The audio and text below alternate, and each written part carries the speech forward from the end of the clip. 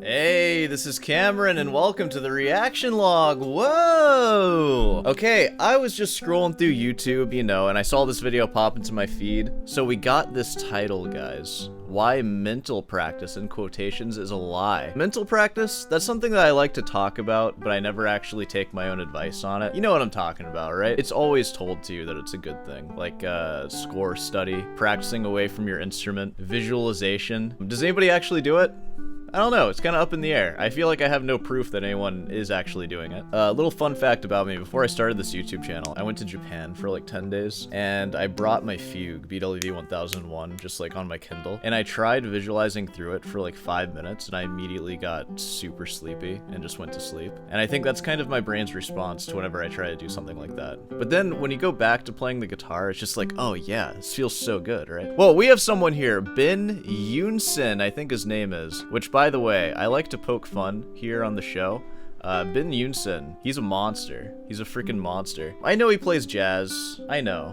That's not usually what we would condone here. You know, it's the other academic music, and it's our rival, and that's just what it is. But honestly, he is a monster. And I also have a little bit of soft spot for Eunson, because he actually commented on one of my shorts when I was playing the Morel Sonatina, and he said something nice to me about it. Also, Ben, looks like you're going to the rodeo wearing that shirt. Looking like a Colonel Sanders shirt up in here. All right, is that real leather? Did you skin one of your cows for that? Okay, so this popped up in my feed. It's a 7-minute video. Let's see why mental practice is a lie.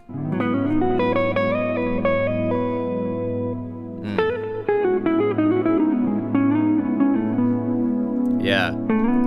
I said the same thing to Rick Beato, but I actually mean it this time. Nice phrasing, bro. Starts with a G major spread triad. There it is right there. Nice phrasing, bro. Triad.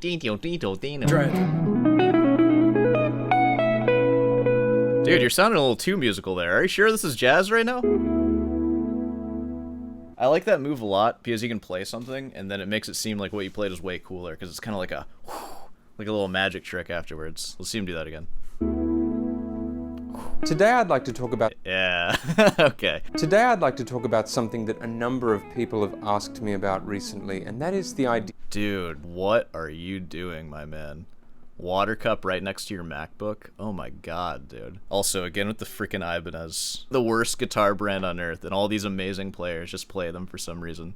I'm sorry to insult your guitar. I'm sure it's a fine guitar, I just like making fun of Ibanez. The only Ibanez I've ever owned is like a $300 solid body that I got from Guitar Center when I was like 12. There's just something about the Ibanez brand with the words on the headstock like that that just screams low quality. It's just from all the crappy Ibanezes that you see. I don't know.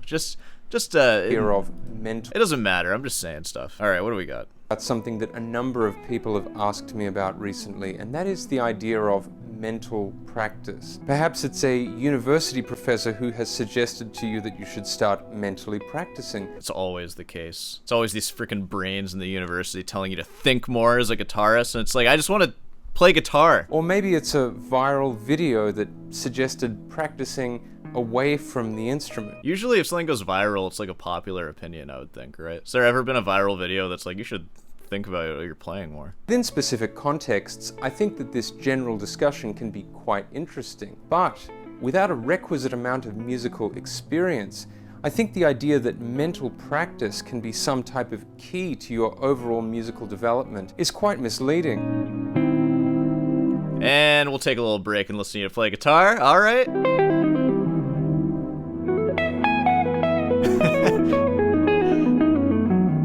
Heck yeah, dude, this sounds sick. I kind of want to hear what you're saying after that, though. So I'd like to discuss this in a little bit more depth today.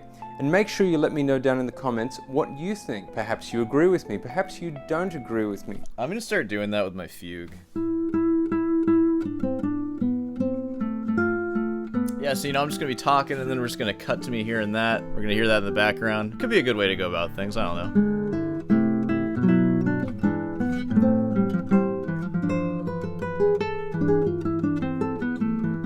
The first thing we need to address is the difference between mental practice and mental rehearsal. I think there's a distinction to be drawn between these two concepts, and I'm going to discuss it in a little bit more depth. If you're already working as a professional musician, or you've been working as a professional musician for some time, you'll know that depending upon the gig, it's quite common for... Oh yeah, we don't do those here. There are no gigs. The closest thing I have to gigs are like auditions.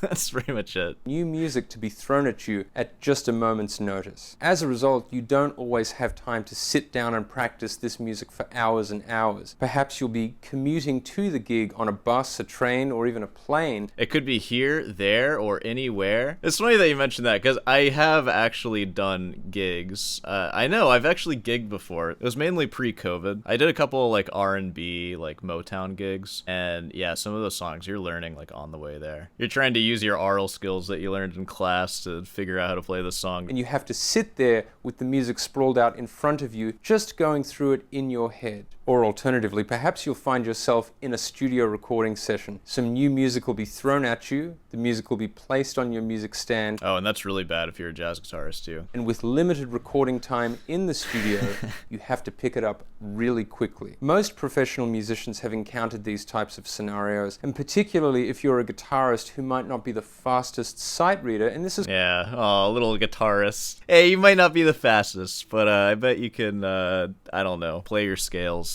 faster and sloppier than anyone, or whatever guitarists do. And work it out just from looking at the score. And certainly while you're commuting to a gig... You have to keep in mind, too, you're also probably high if you're the guitarist, so that plays a role, too. You're probably high, you're probably a little drunk, also driving to the gig. Thinking back on my own experience, the best way to get better at playing guitar is from sitting there, practicing guitar for as many hours as you can factor in on a given day. Facts. Absolutely facts. You know how you can factor in more hours? Quit your job and be unemployed. The thing is, when you do that though, when you have 8 extra hours, somehow you don't end up practicing for 8 hours. You might end up practicing for like 2 extra hours. And the rest of it, you just sit around eating Cheetos and smoking. For some years, feeling the pressure of the strings against your fingers, making sure you know where all the notes are, and all right, we're getting pretty graphic here now. Really feeling comfortable with the instrument in your hands to adequately prepare you for the professional world. And this is where I find this recurring discussion of mental practice to be a little misleading, possibly a little disingenuous. You can certainly sit around and ask yourself philosophical questions about your own process or what your intentions are as a musician, and you can certainly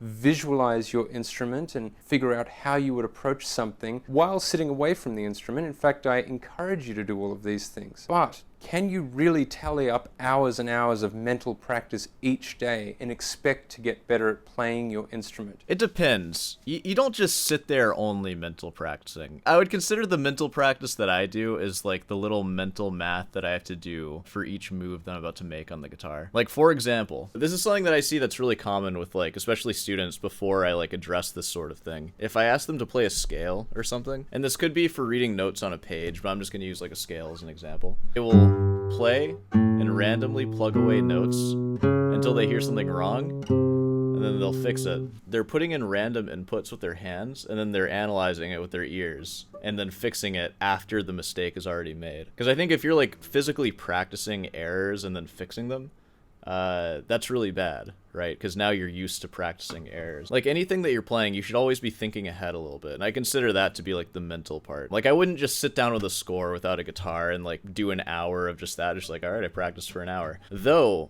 if you did do that, especially if you're already an experienced player and you already know like how the strings feel under your fingers and all that, you can totally do that, and that counts. But what we're talking about there is so like advanced that like none of you are gonna do that. Like I'm not gonna do that. And if you did want to practice that, I would not practice it with the stuff that you're working on right now, but practice it with really easy stuff. Like I'll do it right now. I haven't looked at this, but it's just like a C major arpeggio piece. Okay, great. If you wanted to practice like visualizing this stuff, what's the note and what's the finger that you're playing it with? So I'm seeing that it's a C major chord, and the EG is gonna rise to an FA and then go back down. And I'm going to use my pinky and my middle finger to play that. It's already written there too, but if it wasn't there, that's what I would do. And now, without looking at the score, and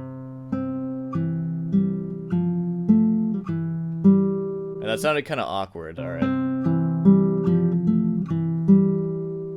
And And so I just played that pretty easy measure without looking at it. I memorized it in my head by thinking of the notes and the fingers that I'm going to use to play them. And that's a really great skill to build. You should do that when you're learning scales as well. Really tally up hours and hours of mental practice each day and expect to get better at playing your instrument. I would say no. I don't know. I think it can actually be good to mix both of those together. Having witnessed this being preached some years ago when I was still a music student, almost going back as far as high school, I watched some of my classmates fully embrace this concept of mental practice. Wow, I couldn't imagine mentally practicing anything as a high schooler. Are you kidding me? Almost completely abandoning physically practicing their instruments, subsequently relying That's insane, dude.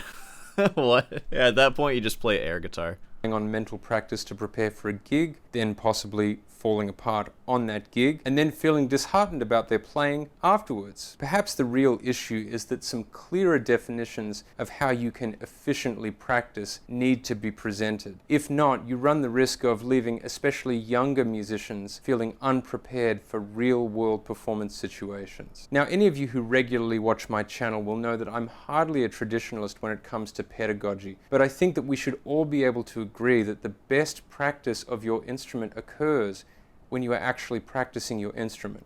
Yes, when you're thoughtfully practicing your instrument, because that's the thing. And this is especially true for like less experienced people. It's the mindless practicing. I hear this so much. The like, oh, I like to just go on my couch and like watch TV,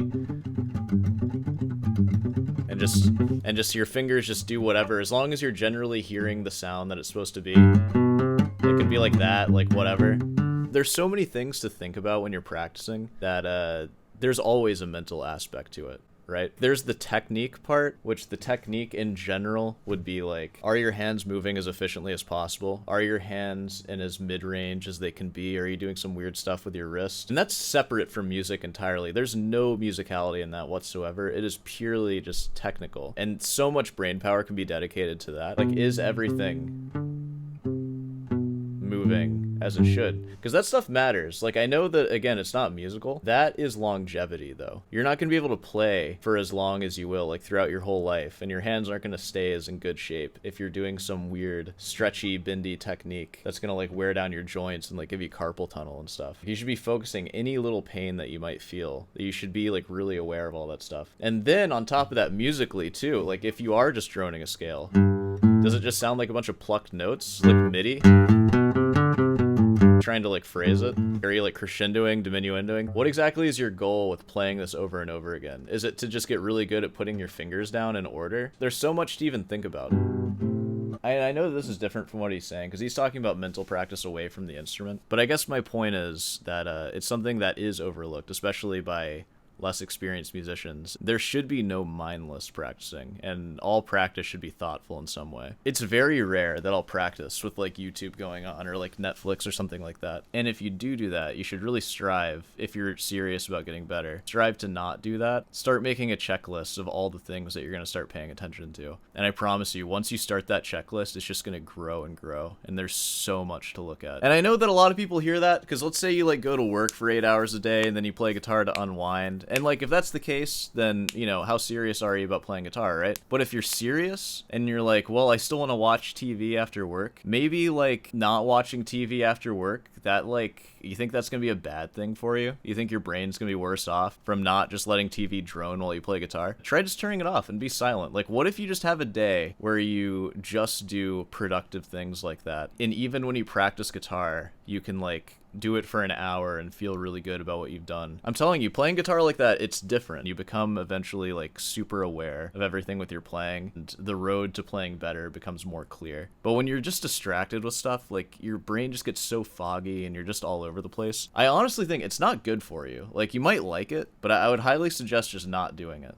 I'm telling you, I talk a lot of crap. I don't watch TV when I practice. You always gotta stay focused on this stuff. Alright. In fact, if you don't feel this is the case, it could be a simple matter of revising your practice routine, which is something I discuss in considerable depth in this video up here. It doesn't mean that you won't have a type of light bulb moment where a concept all of a sudden makes sense while you're sitting away from your instrument. But in my experience, those types of light bulb moments usually occur as a result of having done a lot of practice on the instrument. So to sum it all up, what do I think about mental practice? Well, It's fantastic to sit around thinking about concepts and really trying to formulate ideas in your mind. But in my opinion, practice is when you sit down with the instrument, working out concepts on the instrument and feeling the instrument in your hands. There's just no substitute for that. Yeah, and I mean, I mostly agree with that. I don't think you actually need to do any mental practice to get better, as long as the practice that you're doing is mental in nature, and you are, one, not distracted with other things, and also aware of the things that you should be thinking about when practicing, like some of the things that I mentioned. And yeah, if you're doing all that, you'll be fine. Hey, and also, nice microphone. Were you freaking guy on YouTube? I don't know. All right. Hey, nice freaking albums. What do? Make music for a living? Whoa, freaking loser. Dude, keeping your blinds closed. That's a good idea. I made that mistake early on, and it's not been good. I live in fear every day. Also, what is that? Ew, dude. A piano? I can forgive you having an electric guitar, Ibanez, but a piano, dude. What am I supposed to make of your ideas after seeing that? That was mental practicing, or not mental practicing, with Ben Eunson, I think his name is. I forget. I'm sorry. Feel free to correct me in the comments. But, we can go ahead and wrap this one up here. So, if you made it this far, be sure to subscribe and leave a like. And of course, if you want some guitar lessons, send me an email and I'll put you on the waiting list. I'm only going to teach you classical. If you want jazz lessons, go subscribe to Ben and buy his thing. If you want classical lessons, you know where to go. Of course, if you want some merch, head on down over to Rootin's Delight, pick up some merch, and yeah, I'll see you in the next one.